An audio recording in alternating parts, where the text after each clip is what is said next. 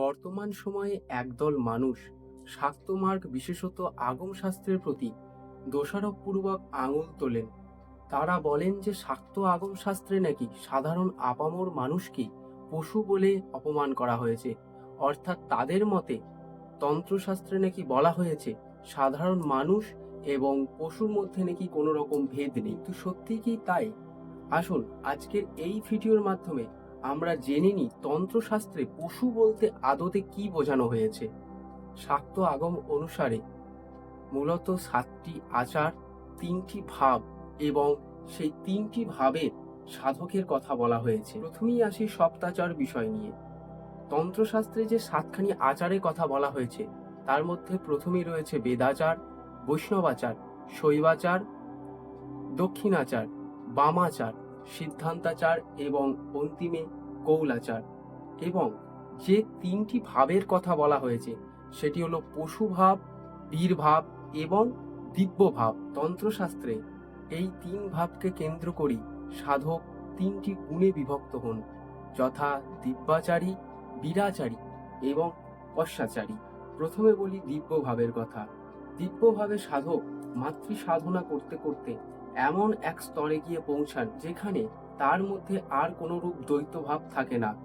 হিংসা, রাগ, বিদ্বেষ, অহংকার, ভেদবুদ্ধি ইত্যাদি সকল বাহ্য অপজ্ঞানী তার থেকে বিরত হয়।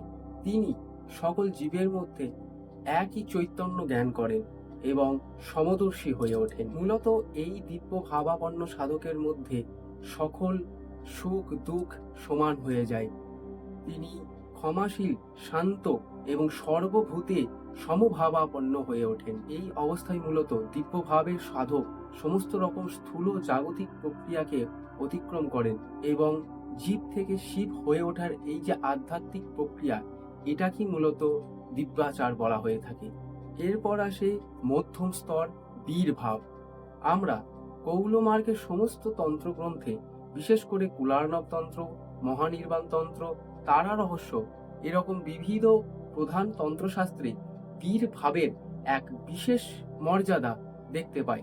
বীর ভাব হল সাধকের সেই স্তর যেখানে একজন সাধক জাগতিক আসক্তি এবং ভয়কে উপেক্ষা করে মাতৃ সাধনায় প্রবৃত্ত হন।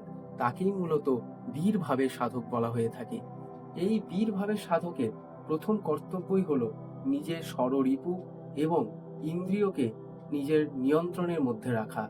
এছাড়াও যিনি ভেদ বুদ্ধিহীন, শিশুর মতো সরল, দৃঢ় সংকল্পবাদী এবং সর্বভয় শূন্য, তিনিই মূলত প্রকৃত বীরাচারী সাধক। এরপর আসে তৃতীয় ভাব, পশুভাব বা পশ্চাচার, যাকে অনেক সময় অধম ভাবও বলা হয়ে থাকে। মূলত পশু ভাবা সম্পন্ন ব্যক্তি দুই প্রকার।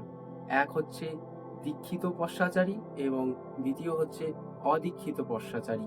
প্রথমে অদীক্ষিত পশু ভাবা সম্পন্ন ব্যক্তি প্রসঙ্গে আসি। তন্ত্রশাস্ত্রে অদীক্ষিত পশু শব্দটি কাউকে অপমান করার জন্য বা অপমান সূচক হিসাবে ব্যবহার করা হয়নি। এখানে পশু বলা হয়েছে আদতে পশু তুল্য আচরণ বোঝাতে। এই পৃথিবীতে মানুষ তার জীবন ধারণ এবং নিজের অস্তিত্বকে টিকিয়ে রাখার জন্য যেমন আহার, নিদ্রা এবং মৈথুনে প্রবৃত্ত থাকে, ঠিক তেমনি অন্যান্য জীবেরাও নিজের অস্তিত্ব এবং বংশবৃদ্ধির জন্য আহার, নিদ্রা আদি মৈথুন ক্রিয়ায় সদা প্রবৃত্ত থাকে।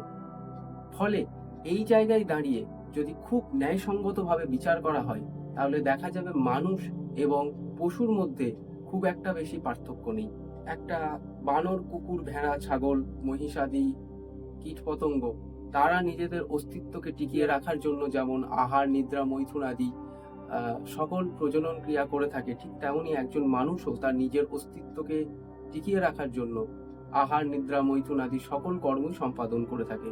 অর্থাৎ এই ক্ষেত্রে দুজনের কাজই এক। কিন্তু হ্যাঁ, একটি জায়গায় মানুষের সাথে অন্যান্য সকল জীবের একটি বিশাল বড় পার্থক্য রয়েছে।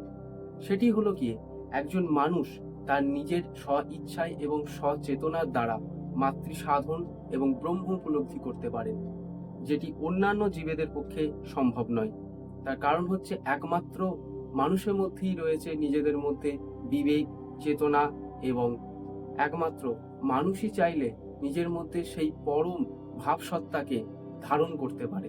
মানুষ চাইলে নিজের ইচ্ছা শক্তির দ্বারা সে সাধনপূর্বক জীব থেকে শিবে উপনীত হতে পারে। এই কারণেই যে ব্যক্তি সবকিছু জানার পরেও মহাশক্তির সাধনায় নিজেকে লিপ্ত করে না বা জড়জগৎ কি সর্বস্ব মনে করে, তাকেই মূলত তন্ত্রশাস্ত্রে বা আগম শাস্ত্রে পশু বলে সম্বোধন করা হয়েছে।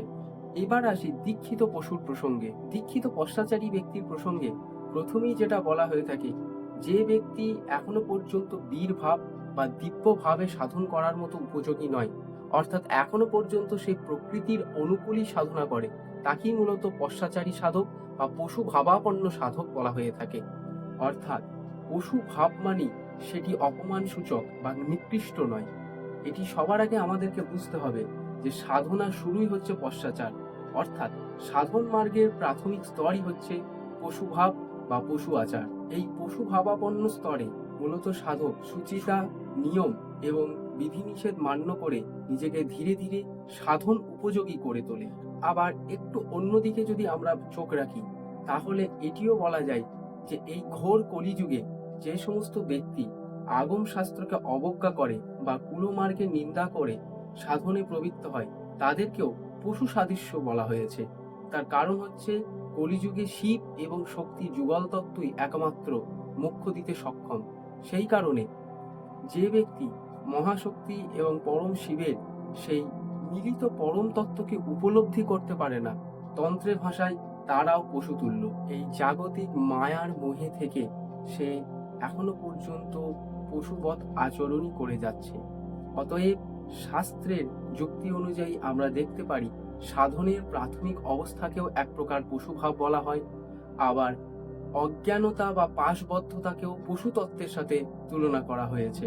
অর্থাৎ যে ব্যক্তি অজ্ঞানতার মোহের অন্ধকারে পড়ে এখনো পর্যন্ত নিজের সঠিক তত্ত্বকে চিনে উঠতে পারেনি, তাকেও এক প্রকার পশুর সাথেই তুলনা করা হয়ে থাকে।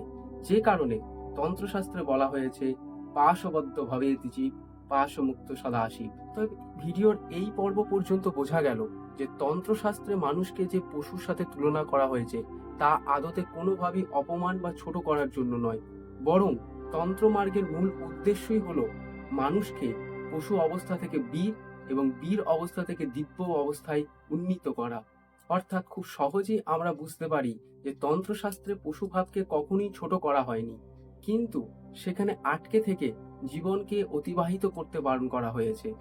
যে কারণে বলা হয়ে থাকে তন্ত্রমার্গ বা শাক্ত আগম মার্গ একটি সচল অবস্থা। ভিডিওটা ভালো লাগলে অবশ্যই লাইক করুন, বেশি বেশি করে শেয়ার করুন এবং আমাদের ভিএসজি টিভি চ্যানেলের কমেন্ট বক্সে জানান আপনার মূল্যবান মতামত। জয় গুরু, জয় মা।